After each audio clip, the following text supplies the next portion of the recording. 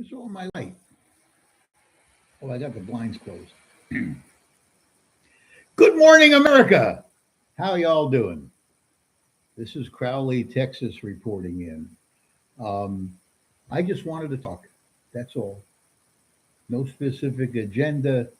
Nothing I want to talk about. Just to talk. We had some of the finest weather, believe it or not, that I've seen around here in a long time last night. Um, it was cool. The sky was clear.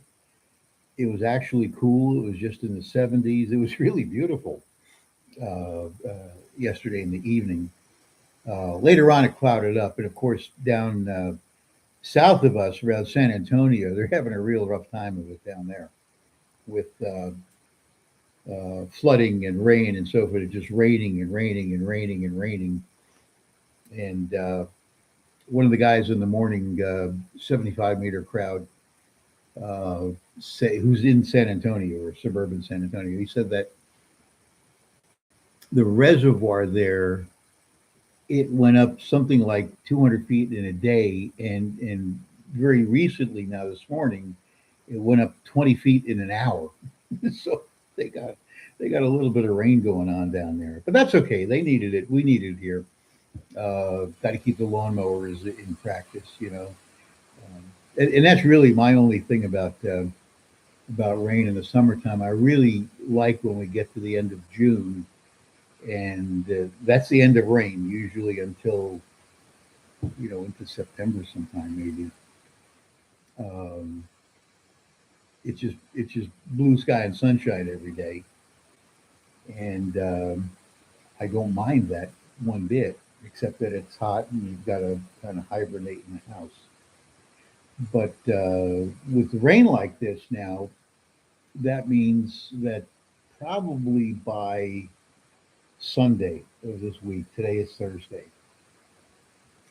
I'm guessing we're going to have to do some lawn mowing by then. Now, luckily, I got the John Deere lawnmower fixed. That thing was acting up here a couple of weeks ago.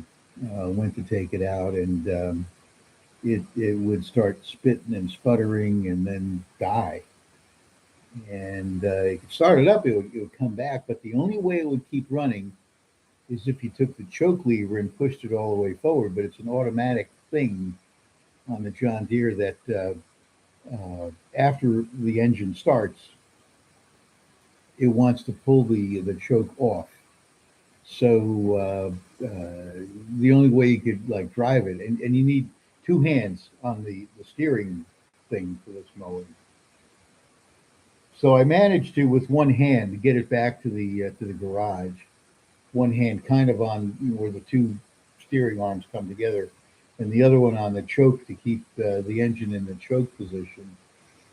And that told me that the problem was that the fuel mixture was too lean, because putting the choke on it makes it a richer mixture. So the only two things that could be is an obstruction in the fuel path, be it a fuel filter or fuel pump or fuel line itself.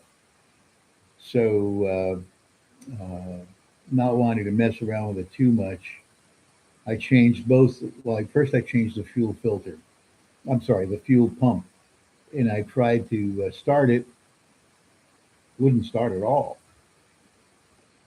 And I looked at the fuel filter, and it looks like it had fuel in it, but my eyes are getting old. I don't think it did. So I changed the fuel filter. Started up, runs like a champ. I did the front yard after that, so that was a good thing. And I think I told you all about fixing the brakes on the pickup truck. F-250 had one bolt come out in the brake caliper in the back, so that was just flopping around back there, making a lot of noise. So we're able to fix that. Other than that, today's kind of an easy day. I got some software I'm trying to master. By the way, I subscribed to Claude AI. Uh, there, and this is what I really want to figure out how to do this with this AI stuff. Have it write software, and going to start with simple. stuff, nothing too complicated. But what I cannot and have not found yet is instructions on, well, how do I go about doing that? What syntax do I use? How do I how much information do I have to give it, and how do I give it that information to tell it to write an application? There's a ham radio guy out in on the Pacific Northwest that wrote software that runs the Flex SDR radios. And that's my main radio right now is a Flex 6400. And the initial version of this, which actually worked, uh, was done in I think it was 3 days. It took them to do this, and that's what got my attention. If it's that easy to write software, and the purists all say, well, yeah, AI can do that, but then people lose all knowledge of having to write code. That could be a downside of this. But the positive benefit just seems like it's really there. There will always be people needed to code stuff because before you can have AI, you got to have the A part. And let's get this hack today. Uh, there still has to be people that have to code to be able to write the AI infrastructure, if you want to call it that. But I want to give this a try. I did subscribe to it. It's called Claude, Claude. And what was funny about it with the software that the guy wrote for the Flex radio, uh, as I would turn in feature requests or problem tickets, this isn't doing this right, this isn't doing that right, so they could fix it. When the software was fixed, I got an email. Look at the inbox. I'm getting an email from somebody named Claude. Who the hell is that? Then it dawns on me. That's the AI thing. Is sending me an email telling that they fixed the problem.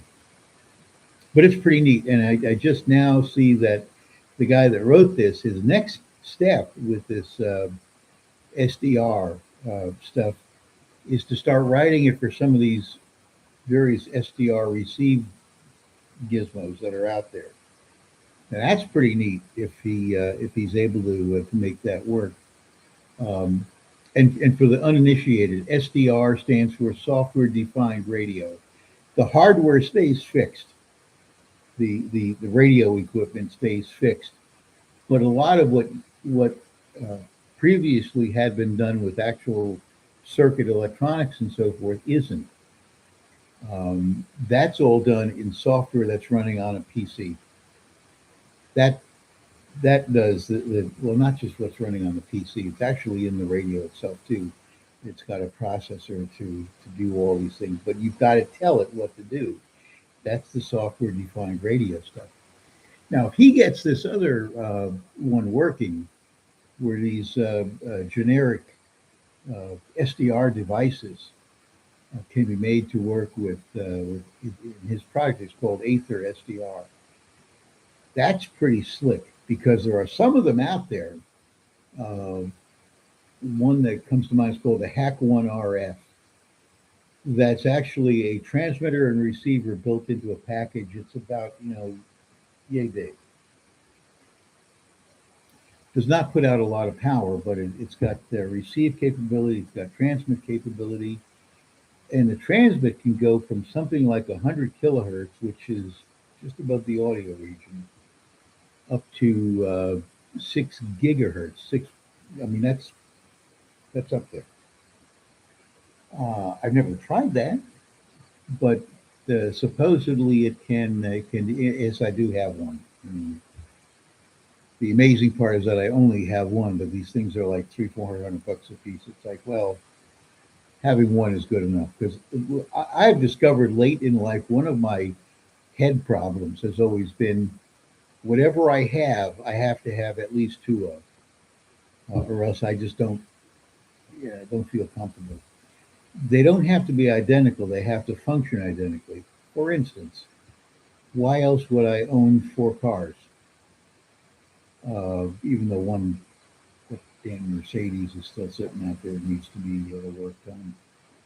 Uh, why do I have two? No, sorry, three Yaesu FT1000D HF transceivers. Why do I have three? One's good. And in fact, the one I bought brand new back in 1990, that thing still works like a champ, although the Flex has replaced it now in the main lineup.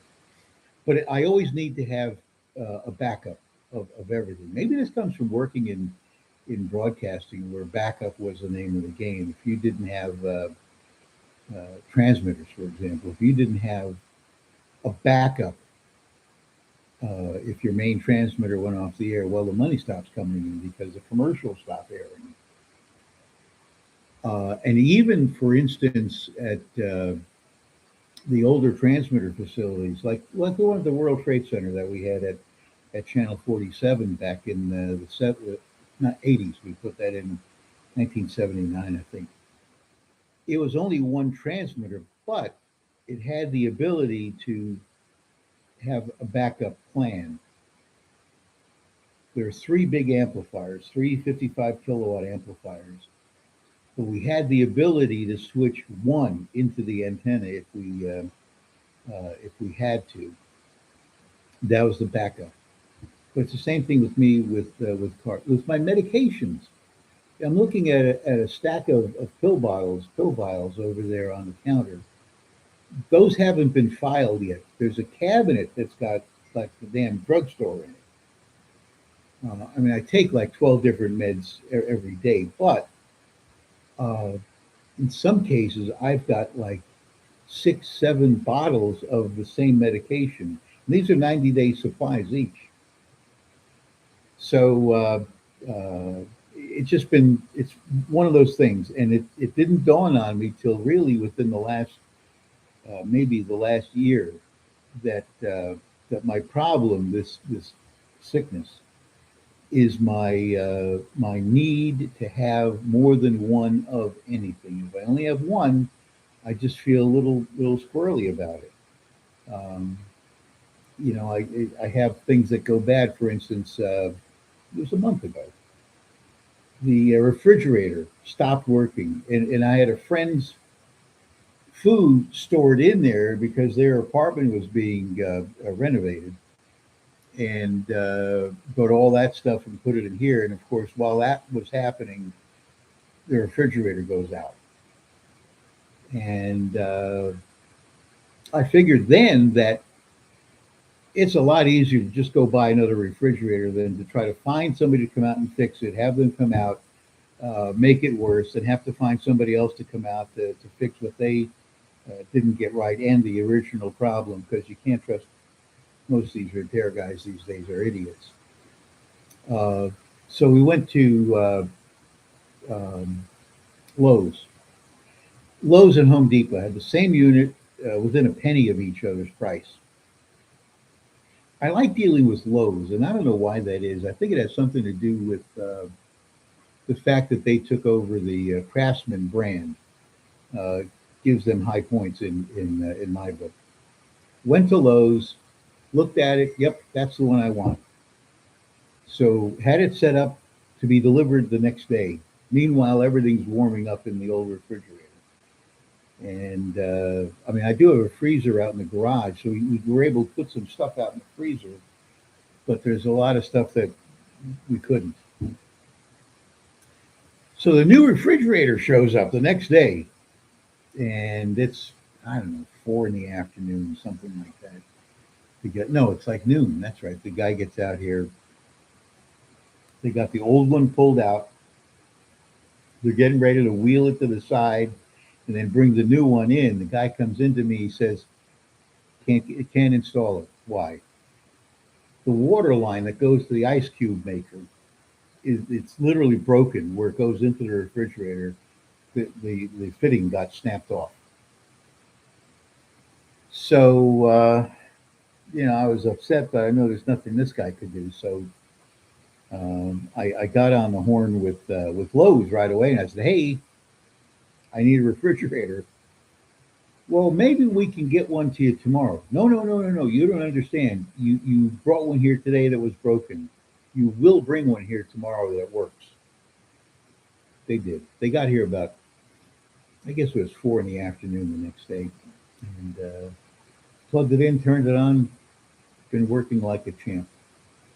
So, in fact, I think the temperature was down to -4 in the thing. I had to adjust that. That's a little too cold. So anyhow, that's what's going on. This is my little fireside chat. I no agenda. Just felt like BSing with somebody, and you're it. So I'm going to say 6-2 and even. This is Crowley over and out. If I could find where to. Oh, there we go. I got to click over here, and then I could say bye.